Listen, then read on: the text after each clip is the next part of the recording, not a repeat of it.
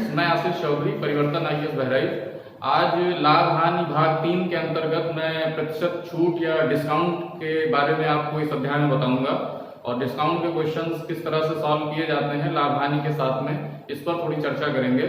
अब देखिए, इसको पहले इसके लिए हमको समझाना ही जरूरी है कि आखिर डिस्काउंट होता क्या है। तो जो बिगनर्स हैं, जिनको आता है उनको तो खैर पता ही है डिस्काउंट क्या है, लेकिन बिगनर्स के लिए मैं थोड़ा बता दूं कि डिस्काउंट एक्चुअल में क्या होता है, किसी प्रोडक्ट के मूल्य में कमी की जाती है और वो जो कमी होती है वही डिस्काउंट है कि किस हिसाब से हमको कमी करनी है। जैसे मान लीजिए कोई प्रोडक्ट, ये पेन है, अगर दुकानदार कह रहा है कि इसका मूल्य 20 रुपए है, अब ये जो 20 रुपए उसने बताया, अगर 20 रुपए में ही बेच दे तो ये तो विक्रय मूल्य ही हो जाएगा। लेकिन अगर वो कहता है कि 20 रुपए मूल्य है लेकिन हम इसमें 20% का डिस्काउंट भी दे रहे हैं या 10% का डिस्काउंट भी दे रहे हैं या छूट दे रहे हैं, बट्टा इसको कहते हैं, तो अब ये 20 रुपए का नहीं मिलेगा। मतलब ग्राहक को 20 रुपए पे नहीं करने हैं, बल्कि डिस्काउंट के बाद जो प्राइस बचेगी उसको पे करना है।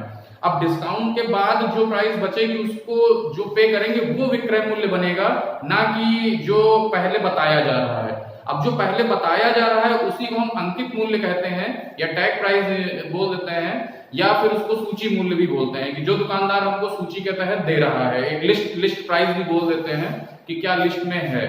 अब डिस्काउंट का सीधा सा अर्थ देखिए, मान लीजिए 20% का डिस्काउंट है या 20% का डिस्काउंट दिया गया, तो अब जो वस्तु है वो जो मेन अंकित मूल्य था उसमें 20% की कमी करके बेची जाएगी। तो जाहिर सी बात है, अगर हम 20% उसको लेस कर दें तो बचेगा कितना, 80%। तो या तो हम, एक तरीका है 20% निकाल करके उसको माइनस करें सूची मूल्य में से, तो दो चीजें करनी पड़ेंगी, एक बार 20% निकालना पड़ेगा, फिर एक बार माइनस भी करना पड़ेगा।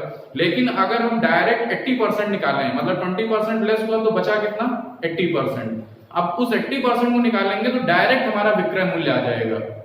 तो हमको यही अप्रोच अपनाना है कि हमको जितना डिस्काउंट दिया गया है, जितने प्रतिशत की छूट दी गई है, उसको निकालने की जरूरत नहीं है, क्योंकि वो क्वेश्चंस में आजकल नहीं पूछता है कि पेन का मूल्य 20 रुपए है और 10% का डिस्काउंट है तो कितने में पेन बिकी।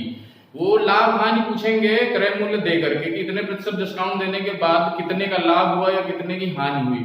तो वहां हमको एक्चुअल में विक्रय मूल्य निकालना है, क्योंकि भाग 1 में लाभ हानि के मैंने ये बताया था, आप हमारे चैनल पे जाकर के पिछले भाग भी देख सकते हैं, तो उसमें हमने ये बताया था कि किस तरह से विक्रय मूल्य और क्रय मूल्य के अंतर से हम जो है लाभ और हानि को निकालते हैं। तो प्रतिशत डिस्काउंट के बाद जो प्राइस बचेगी वो हमारी कहलाएगी विक्रय मूल्य, और विक्रय मूल्य और क्रय मूल्य के अंतर से फिर हम लाभ और हानि को बता सकते हैं। तो वो पूरा सीधा सा कॉन्सेप्ट था, वो पिछले चैप्टर में लाभ हानि के चैप्टर में हमने बताया था। यहाँ प्रतिशत छूट कैसे निकालने के बाद क्या आएगा प्राइस विक्रय मूल्य का, वो देखते हैं। तो जैसे जो अंकित मूल्य है उसी को हमने सूची मूल्य बोला, टैग प्राइस बोला, कुछ भी हो सकता है किसी वस्तु का। अब छूट दी होगी, मान लीजिए 10% की छूट है या 20% की छूट है, इसको डिस्काउंट या बट्टा भी कह सकते हैं। तो जो विक्रय मूल्य होगा तो अंकित मूल्य का 100 माइनस जितने प्रतिशत की छूट है उतना ही परसेंट होगा। कहने का मतलब, अगर 20% की छूट है तो जो विक्रय मूल्य है अंकित मूल्य का सिर्फ 80% होगा, 20% हटाने के बाद जो प्राइस बचेगा वो, तो वही टैग प्राइस गुणे 100 माइनस 6 बटा 100 कर देंगे और ये हमारा विक्रय मूल्य आ जाएगा। और जब विक्रय मूल्य आ जाएगा और क्रय मूल्य अगर पता है, लागत मूल्य पता है, तो उनके अंतर को क्रय मूल्य से डिवाइड करके इनटू 100 करेंगे तो यहाँ प्रतिशत लाभ या हानि भी आ जाएगा। अब एक चीज और देखिए, जैसे वस्तु का लाभ और हानि जो तय होता है वो क्रय मूल्य जो है उसी में, अगर हम मान लीजिए लाभ और हानि भी दिया है प्रतिशत, मान लीजिए हमको x% का लाभ होता है मान लीजिए, तो हम विक्रय मूल्य कैसे निकालते हैं। विक्रय मूल्य का मतलब है उतने प्रतिशत की वृद्धि कर दीजिए क्रय मूल्य में। भाई जैसे हमने कहा ये पेन हमने खरीदी 10 रुपए में और हमको 20% का लाभ चाहिए, तो 10 में 20% बढ़ा करके बेचेंगे तभी हमको 20% का लाभ होगा, 20% का। तो क्रय मूल्य में x% का लाभ हमको कमाना है, तो विक्रय मूल्य जो होगा वो क्रय मूल्य का 100 प्लस x% होगा। अब देखिए, ये भी विक्रय मूल्य है और ये भी, यहां से भी विक्रय मूल्य आया है। ये विक्रय मूल्य जो आया है, सेलिंग प्राइस जो आया है, वो अंकित मूल्य में x% की छूट के बाद आया, और ये जो विक्रय मूल्य आया है वो क्रय मूल्य में x, यहाँ पर y% कर लीजिए क्योंकि यहाँ हमने x मान लिया था, इसको y कर दीजिए तो यहाँ ये y हो जाएगा। मान लीजिए y% की हानि होती तो यहाँ 100 माइनस y कर देते। तो आप देखिए, ये विक्रय मूल्य आया है अंकित मूल्य में इतने % की छूट देने के बाद, और ये विक्रय मूल्य आ रहा है क्रय मूल्य में इतने % की वृद्धि करने के बाद। दोनों ही विक्रय मूल्य हैं तो इन दोनों को हम इक्विवेलेंट दिखा सकते हैं। तो अगर इन दोनों को इक्विवेलेंट दिखाते हैं तो यहां से अंकित जो हमारा क्रय मूल्य गुणे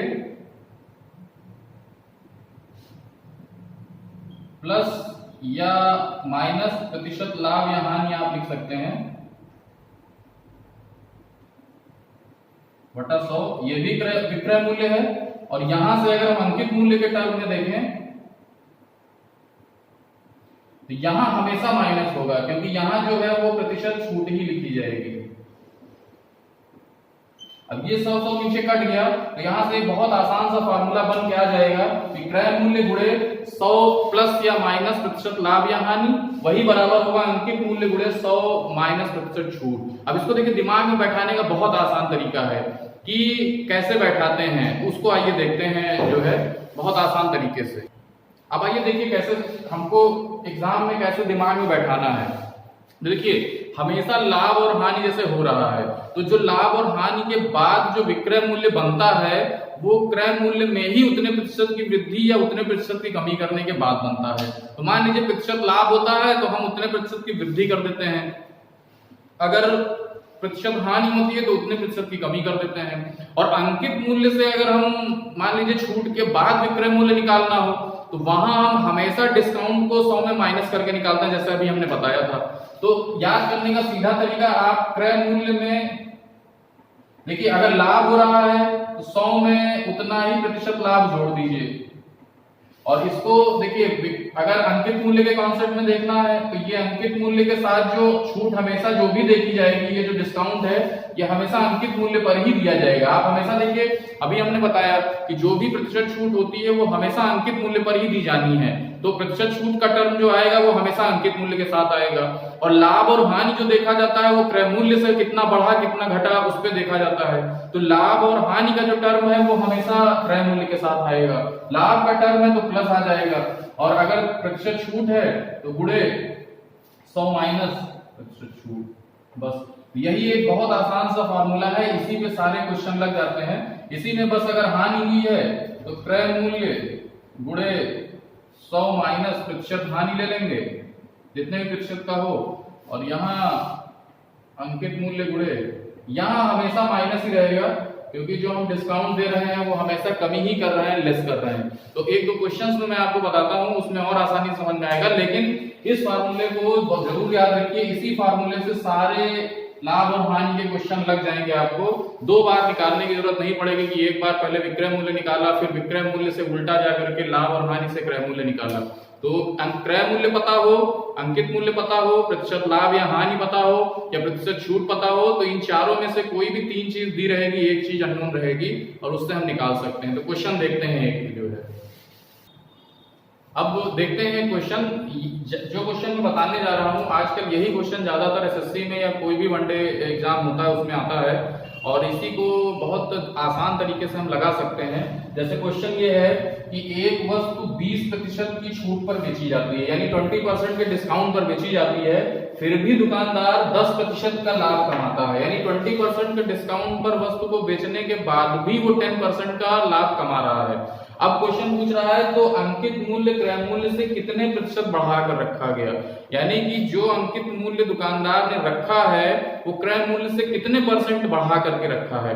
अब इसको आप अगर बहुत ही बेसिक टर्म से लगाएंगे या एकदम कॉन्सेप्चुअल तो बहुत लंबा जाएगा, लेकिन अब ये जो दो फार्मूले लिखे हैं इनके थ्रू लगाएंगे तो बहुत आसानी से आप लगा लेंगे।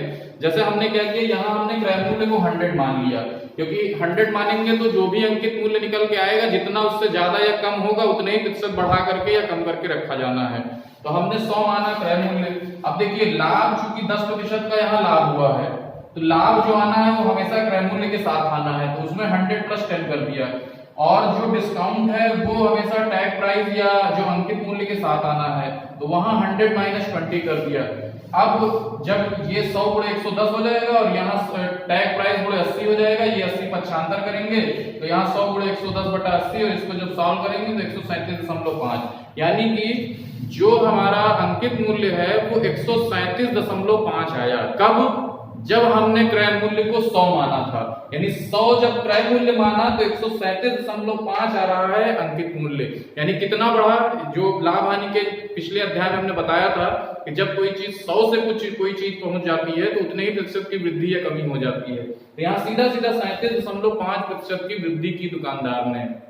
यानी कि अगर व्यक्ति दुकानदार को 20% की छूट दे करके 10% का लाभ कमाना है तो उसको वस्तु का जो अंकित मूल्य है वो 37.5% वृद्धि करके ही रखना होगा। और इसी तरह के हम बाकी क्वेश्चन भी कर सकते हैं। अब एक क्वेश्चन मैं और आपको कराता हूं इसी प्रतिशत डिस्काउंट का।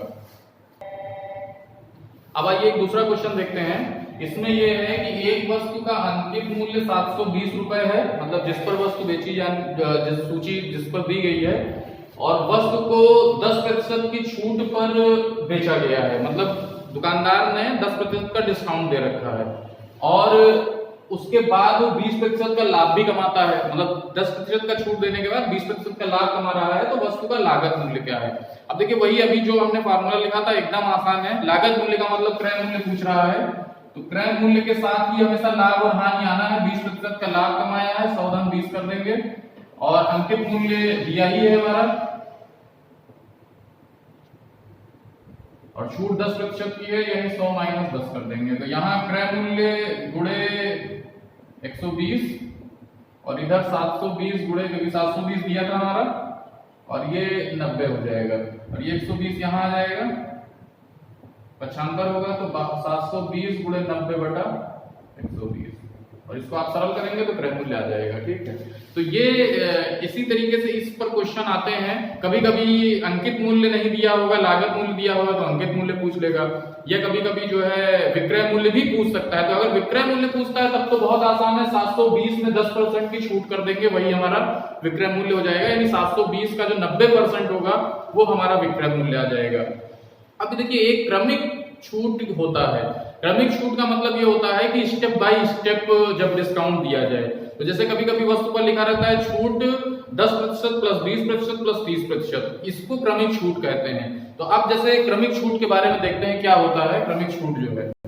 अब आइए क्रमिक छूट के बारे में देखते हैं कि क्या होता है क्रमिक छूट। तो क्रमिक छूट जैसे अभी हमने बताया कि स्टेप बाय स्टेप छूट दी जाती है। तो जैसे कोई सामान है उस पर अगर इस तरह से लिखा है कि 10% प्लस 20% प्लस 30% की क्रमिक छूट दी गई है, सक्सेसिव डिस्काउंट इसको बोलते हैं, तो इसका मतलब ये नहीं है कि 30, 20, 50, 10, 60 की टोटल 60% की छूट है, ऐसा नहीं है। ये लिखने का एक ढंग है कि पहले हम 10% की छूट देंगे, फिर जितना प्राइस बचेगा उसमें 20% की छूट देंगे, फिर जितना बचेगा उसमें 30% की छूट देंगे। तो इसको आप दूसरे तरह से अप्रोच करिए कि जब हम जैसे ये पेन है पहले 10% की छूट देंगे तो बचेगा कितना? 90%। अब जो 90% बचेगा उसमें फिर 20% की छूट देनी है, तो जो 90% बचा वही टोटल हो जाएगा, और उसका फिर 80% बचेगा।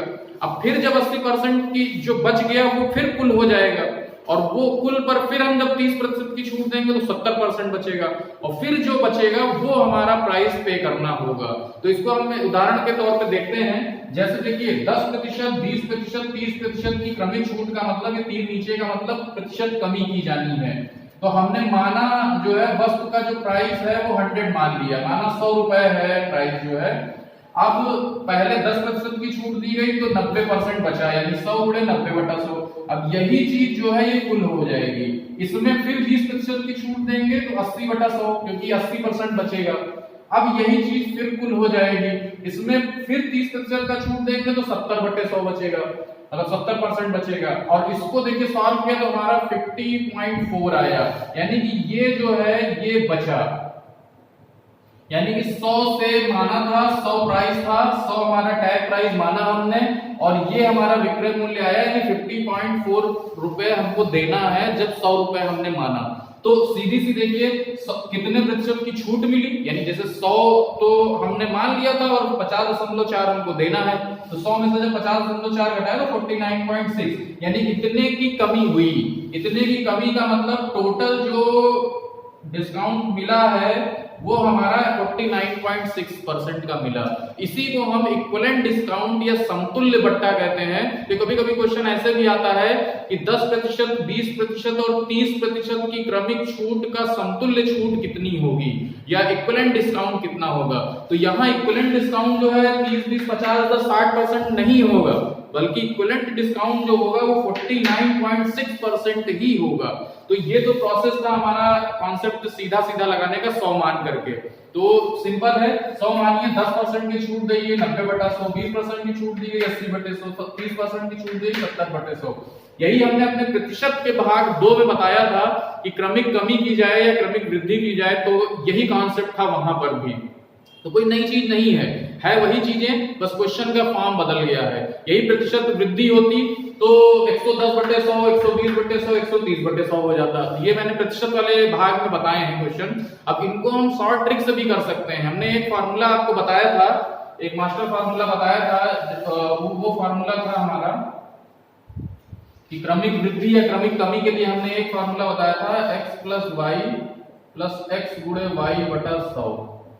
ये हमने बताया था कि इक्विवेलेंट वृद्धि या इक्विवेलेंट कमी निकालने के लिए जब 2% वृद्धियां दी हों, क्रमिक वृद्धियां या क्रमिक कमी, और उसमें हमने बताया था इसमें चिन्ह के साथ रखेंगे x और y को। अगर प्रतिशत वृद्धि है तो उसके लिए चिन्ह धन लेंगे, और अगर प्रतिशत कमी है तो उसके लिए चिन्ह ऋण लेंगे। लेकिन यहाँ देखिए 3 है, तो हम क्या करेंगे, पहले 10% की कमी है, फिर 20% की कमी है और फिर 30% की कमी है। तो हम पहले इससे निकालेंगे। तो यहां देखिए चूंकि कमी है तो माइनस ले लेंगे। अब देखिए ये तो माइनस माइनस जो है -30 हो जाएगा, और यहाँ देखिए ये माइनस माइनस प्लस हो गया 2, तो यहाँ आ गया -28%। यानी जब 10 और 20 का इक्विवेलेंट बट्टा निकालेंगे तो वो -28 होगा। अब -28 और -30 से निकाल लेंगे।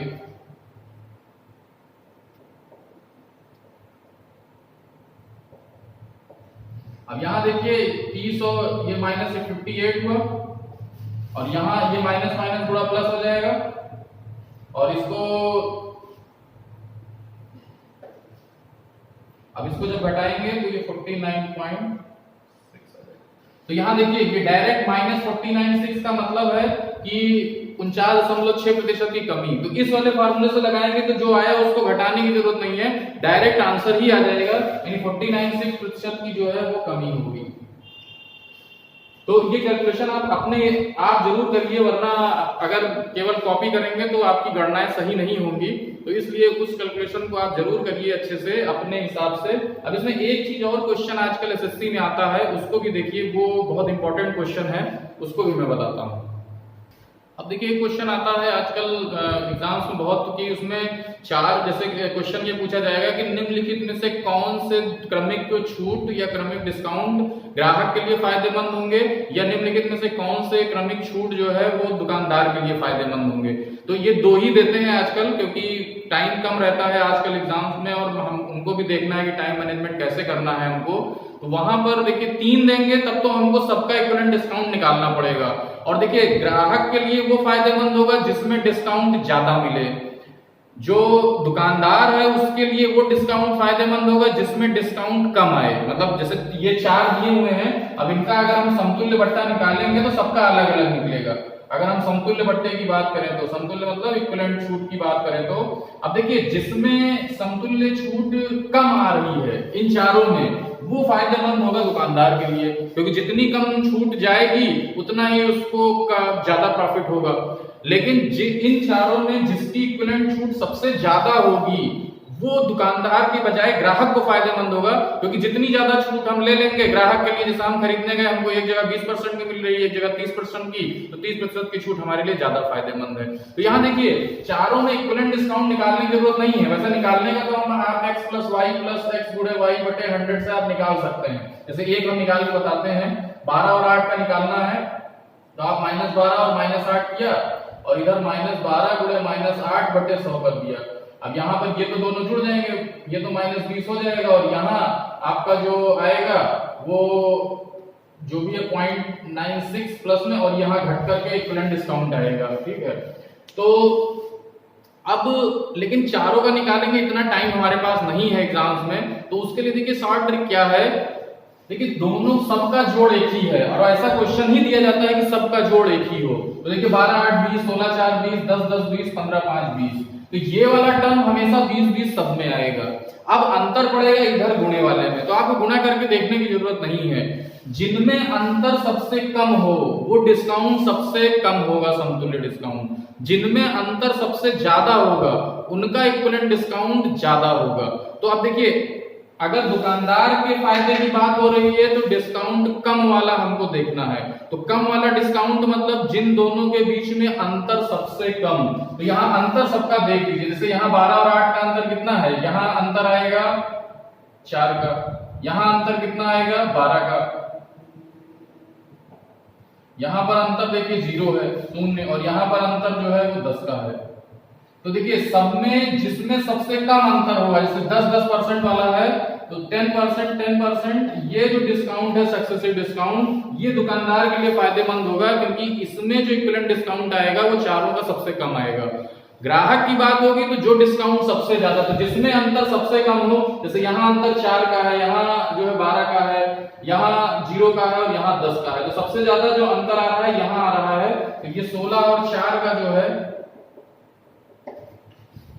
ये डिस्काउंट जो होगा वो ग्राहक के लिए सबसे ज्यादा फायदेमंद होगा। तो ये एक शॉर्ट ट्रिक है, इससे आप छुट्टियों में केवल हमको क्या करना है, ABCD चारों ऑप्शंस के डिस्काउंट के जो डिफरेंस है उनको देख लेना है, और उसमें जो अंतर जहां सबसे कम होगा वो दुकानदार के लिए फायदेमंद होगा, जहां अंतर सबसे ज्यादा होगा वो ग्राहक के लिए फायदेमंद होगा। और ये चीज तब करनी है जब दोनों का जोड़ सब में समान हो। अगर जोड़ समान नहीं है तब हमको इसी से निकाल करके और फिर देख लेना है कि किसमें डिस्काउंट ज्यादा है और किसमें इक्विवेलेंट डिस्काउंट कम। इक्विवेलेंट कम डिस्काउंट वाला दुकानदार के लिए फायदेमंद, ज्यादा डिस्काउंट जो है वो ग्राहक के लिए फायदेमंद। तो ये हमारे प्रतिशत छूट का जो है चैप्टर था। अब इस पर कुछ एक्सरसाइजेज मैं नेक्स्ट भाग में कराऊंगा आपको, और अभी के लिए धन्यवाद।